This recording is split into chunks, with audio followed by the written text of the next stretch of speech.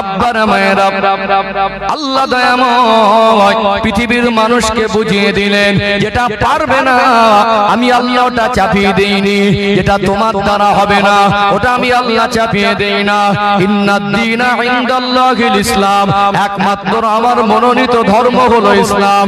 ইয়া আইয়ুহাল্লাযীনা আমানু উদখুলু ফিস সিলমি কাফা, সূরাতুল বাকারা 208 নম্বর আয়াত। আল্লাহ বলছেন হে ঈমানদার বান্দা বান্দিরা, পরিপূর্ণ ইসলামের মধ্যে প্রবেশ করো। আল্লাহ দেওয়া গাইডলাইন, তার বিরুদ্ধে চলা যাবে না, ইসলামের মধ্যে আসতে হবে। এখানে আমাদের অর্থের ক্ষতি আছে না নেই? নেশার মধ্যে অর্থের ক্ষতি আছে, নেশার মধ্যে শারীরিক ক্ষতি আছে, নেশার মধ্যে সামাজিক ক্ষতি আছে, নেশার মধ্যে মানসিক ক্ষতি আছে না নেই? ওটা আমার জন্য ক্ষতি, আমার শরীরের জন্য ক্ষতি, আমার পরিবার আমার কওমের জন্য ক্ষতি। আল্লাহ নিষেধ করার পরে ওটা যদি আমরা জোর করে শরীরে দেই, এই শরীরের সুস্থতা আল্লাহর নিয়ামত। আল্লাহ দয়াময় পুরুষ মানুষকে সংসারের জন্য বড় নিয়ামত করেছেন। দেখবেন একটা পুরুষ মানুষ খুব সহজে খুশি মনে সংসার পরিচালনার বোঝাটা নিজের ঘাড়ে উঠিয়ে নেয়। দেশে কাজ যখন না হয় বিদেশে বাড়ি দেয় কি দেয় না? মাকে ছেড়ে যেতে মন চায় না, বিবিকে ছেড়ে যেতে মন চায় না, বাচ্চাকে ছেড়ে দূরে থাকতে মন চায় না। তারপরে সংসারের বোঝা ঘাড়ে, দেশের এলাকায় কাজ না থাকলে যদি বিবি একটু খুশি থাকে, বাচ্চাগুলো একটু ভালো থাকে, বাবা মা ভাই বোনকে একটু ভালো রাখা যায়। কষ্ট মেহনত করে, দিনে কাজ করে, রাতে কাজ করে, নাইট ডিউটিতে মেহনত, ঠান্ডায় বর্ষায় গরমে 4 ঘন্টা 5 ঘন্টা, কেউ বা মাটি কোপানো কাজ, কেউ বা অনেক কষ্টের কাজ করে, রাজমিস্ত্রির জোগাড়ে কাজ, সিমেন্টের বস্তাগুলো মাথা উঠিয়ে একতলা থেকে 2 তলা ওঠা, গেঞ্জিটা ঘামে ভিজে যায়। ওই কষ্ট করে বাড়ি ফিরে গেঞ্জি নিংড়ালে মনে হয় ঘাম টপ টপ করে বের হবে। পুরুষ মানুষকে আল্লাহ সংসারের জন্য এমন নিয়ামত করেছেন, ওই কষ্টের টাকাটা নিয়ে বাচ্চাকে যদি একটু ভালো খাবার কিনে দিতে পারে, বাচ্চাকে যদি একটু ভালো পোশাক কিনে দিতে পারে, বিবির আবদার বাবা মার চাওয়া পাওয়া যদি পূরণ করতে পারে, ওই কষ্টের টাকা বাবা মা ভাই বোন পরিবার বিবি বাচ্চার পিছনে খরচা করে পুরুষ মানুষের কষ্টের জন্য ওটা যেন একটা সান্ত্বনা হয়ে যায়। বলুন সুবহানাল্লাহ। তাহলে পুরুষ মানুষকে সুস্থ থাকতে গেলে আল্লাহর গাইডলাইনের বিরুদ্ধে যদি চলে যায়, যেটা আল্লাহর কথা অনুযায়ী আমাদের জন্য খাদ্যের তালিকায় ক্যাটাগরিতে পড়ে না, ওটা আমাদের খাদ্যের মধ্যে নয়, জোর জোরে যদি ওটা খাই, আমি যদি অসুস্থ হয়ে যাই, আমার পরিবারটা প্রশ্নের সম্মুখীন হয়ে যাবে।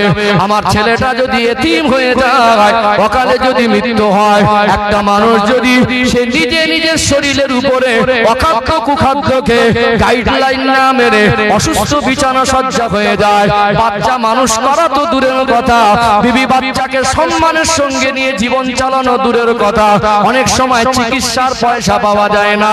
আপনি আপনার সন্তানের ভালো যতটা বুঝবেন, দুনিয়ার মানুষ অতটা বুঝবে না।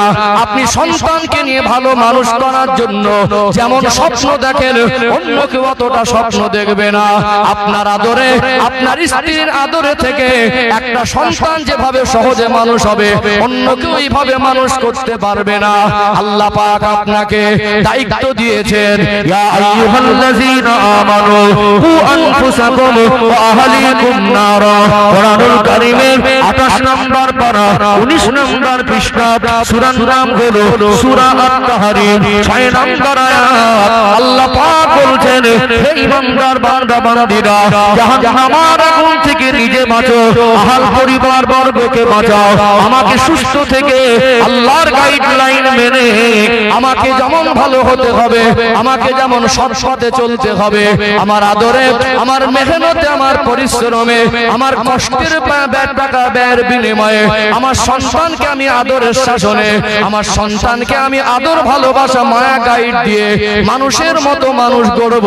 জাহান্নামের আগুন থেকে বাঁচার জন্য উপযুক্ত জীবন তার ভিতরে যেন তৈরি হয়, সেই চেষ্টা আমি করতে গেলে আমি পুরুষ মানুষ, আমাকে সুস্থ থাকা দরকার আছে না নেই? কিন্তু আমরা এই ভাইদেরকে মগজে আমরা ইসলাম জিনিসটা ঢোকাতে পারি না। আমরা তাদেরকে ক্রিটিসাইজ করি, তাদেরকে জাহান্নামী বলে দেই, তাদেরকে নিয়ে ছোট বড় বলে দেই, পাশ থেকে একজন মুস্কে হাসে হুজুর হেবি দিচ্ছে। এতে সমাজ পরিবর্তন হয় না। ওকে বুকে টানতে হবে, ওকে ভালোবাসতে হবে, ওর মগজে ঢুকে দিতে হবে ইসলামটা কি। আল্লাহর হুকুম মানে দুনিয়ার জগতে শান্তি পাবো, কবরও শান্তি পাবো, আখিরাতে চির শান্তির জায়গা আল্লাহ জান্নাত নসিব হয়ে যাবে। বলুন সুবহানাল্লাহ। আল্লাহর গাইডলাইনের বিরুদ্ধে চলে গেলে ক্ষতি ছাড়া কোনো লাভের আশঙ্কা কোন রকম বিন্দু পরিমাণে নেই, আর সম্ভব হবে না। কোনটা আপনার জন্য কঠিন? একটাও আল্লাহ আদেশ কঠিন করে আপনাকে দেয়নি। এটা পারবেন না, যেটা হবে না, ওটা আমার আল্লাহ একটাও দেয়নি। আপনারা এই বাচ্চাদেরকে যারা বিবাহের সময় বড় বড় মোবাইলে ছবি নিয়ে ঘুরছেন, এখন মাল নেওয়া তো বন্ধ হয়নি। ডাইরেক্ট নিলে মান সম্মান, হুজুররা ইমামরা প্রতিবাদ করে, অনেক ছোট বড় বলে জুমার দিন মসজিদে গিয়ে হাঁটে মাথা হাত করে বসে থাকে। ওটা ডাইরেক্টই তো তাই, এখন ইনডাইরেক্ট মাল নেওয়া বন্ধ হয়নি। গলা লম্বা করে বিয়ের সময় বলেছিল কিছু দাবি নেই।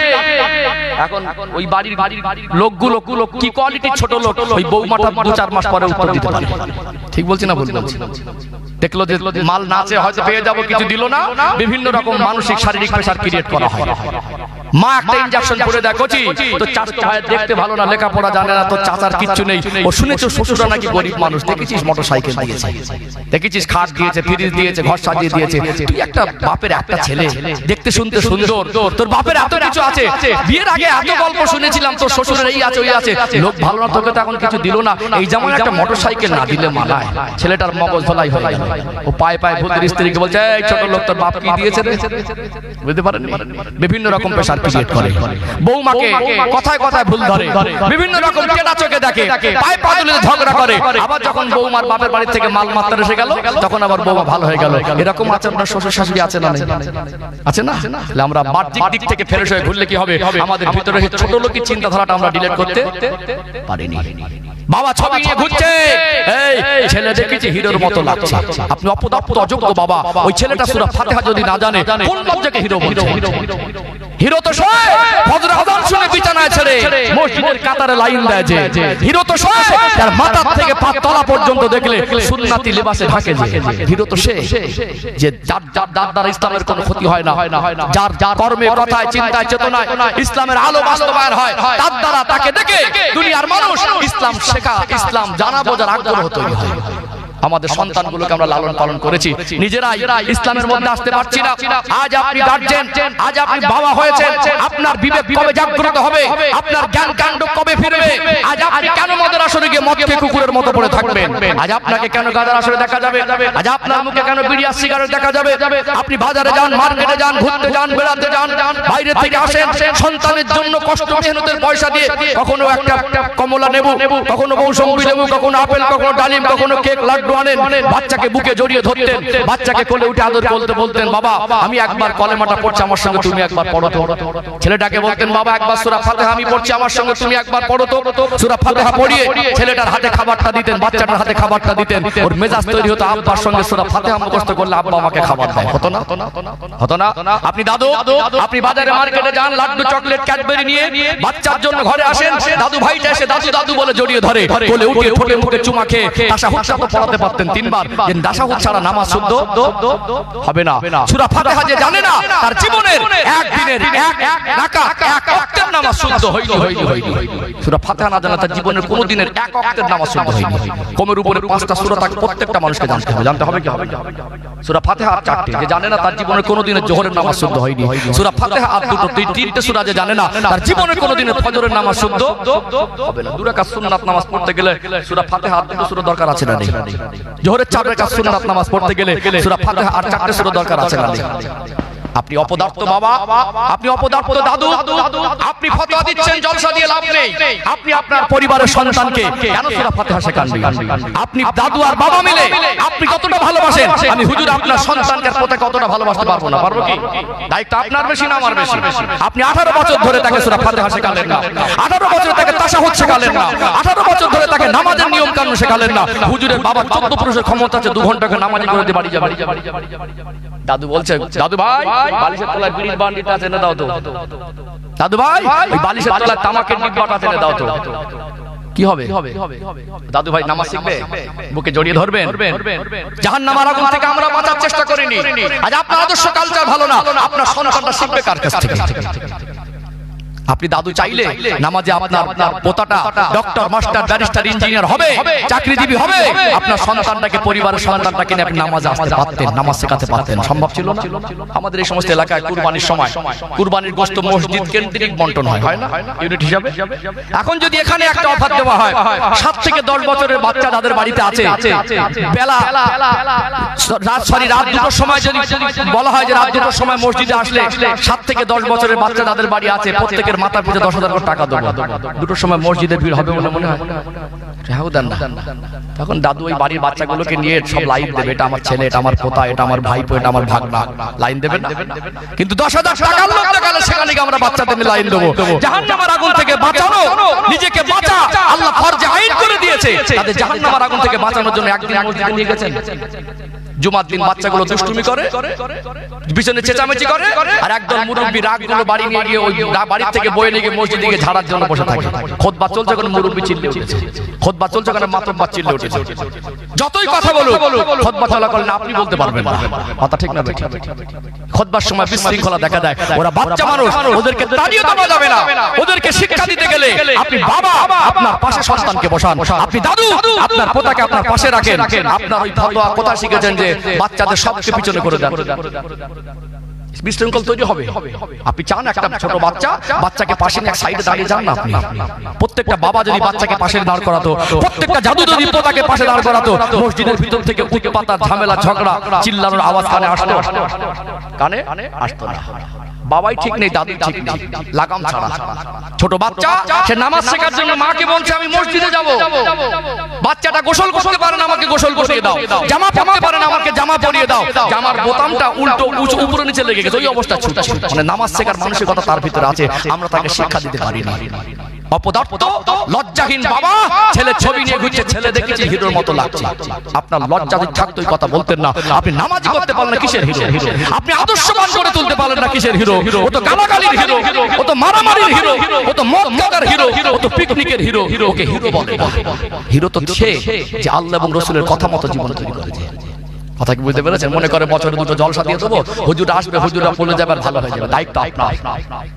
প্রত্যেকটা গার্জেনকে দায়িত্ব নিতে হবে। আমি ভালো হওয়ার হাল পরিবারবর্গকে ভালো করব। আমাকে বাচ্চাকে মানুষ করতে গেলে আমার সুস্থতা দরকার আছে না? আছে না? আমি যা রোজগার করি ওই ধনী হওয়ার আশায় লটারির দোকানে গিয়ে লাইন দিয়ে $1,000 খরচা করে দিয়ে আসি। বাচ্চার প্রাইভেটের পয়সা 3 মাস বাকি। আমি যা রোজগার করি মদ আর গাঁজা অর্ধেকটা দিয়েছি। আমার বিবি সংসার ছেড়ে অন্য কারোর সঙ্গে রং নাম্বারে পালিয়ে যাচ্ছে, এবার গ্রামের নেতারা বিচার করে। ইসলামের সীমা লঙ্ঘনের সব ফল, আল্লাহর বিধান না মানার ফল, এগুলো ভোগান্তি। আল্লাহর আদেশ নিষেধের ভিতরে চলে আসলে এই জাতি মাথা উঁচু করে বেঁচে থাকার জীবন পেয়ে যাবে। বলুন সুবহানাল্লাহ। লা ইউকাল্লিফুল্লাহু নাফসান ইল্লা উসাহা। আল্লাহ বলছেন মানদার সাধ্যের বাইরে আমি একটাও চাকরি দেই না। আলোচনা ঢুকছে মাথায়? বিশ্বাস করুন আমি আপনাদের মন জয় করার কথা বলছি না, আপনাদের খুশি করার জন্য আমি কথা বলছি না। এখানে আমি দায়িত্ব পালন করতে বসেছি, দিন পৌঁছানোর দায়িত্ব আমার। কথা কি বুঝতে পেরেছেন বাপজিরা, ভাইরা? আপনারা বলছেন যে আল্লাহর হুকুম ভুলে একটু পর্যালোচনা করেন। আল্লাহর কোন হুকুম আমাদের জন্য বোঝা আর ভারী হতে পারে না, যেটা পারবো না আল্লাহ দেয়নি। দেখেছেন কোনদিন মসজিদে ইমাম সাহেবকে ইমামতি করতে দেখেছেন বসে বসে বা শুয়ে শুয়ে? দেখেছেন দাঁড়িয়ে নামাজ পড়া না বসে না শুয়ে? দাঁড়িয়ে। কোনদিন দেখেছেন বসে পড়াতে? কেন দেখেননি বলুন? ফরজ নামাজ দাঁড়িয়ে পড়া।